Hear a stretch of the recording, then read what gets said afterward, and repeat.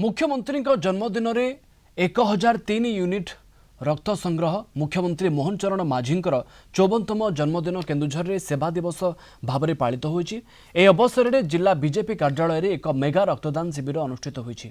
ए कार्यक्रम को तेलकोई विधायक फकीर मोहन नायक उद्घाटन करथिले। परे मुख्यमंत्री आभासी माध्यम रे रक्तदान शिविर में जोड़ी हुई आयोजक एवं रक्तदाता को धन्यवाद जणाइथिले। जिलार जोड़े 50 यूनिट और केन्दुझर जिला बीजेपी ऑफिस रे 953 यूनिट रक्त संग्रह होइथिला।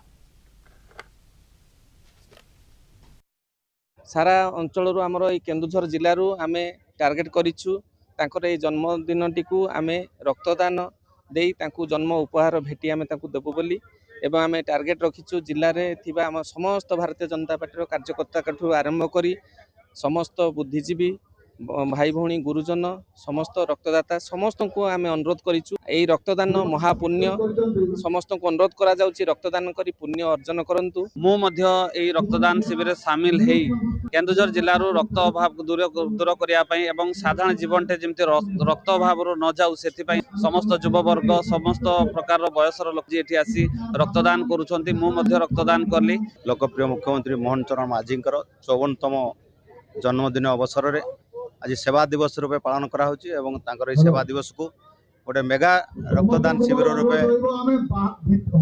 केन्दुझर जिला भारतीय जनता पार्टी आज निजस्व संगठन माध्यम एक मेगा रक्तदान शिविर मिनिमम 1500 ରୁ 2000 यूनिट रक्त योगदान देवे और जन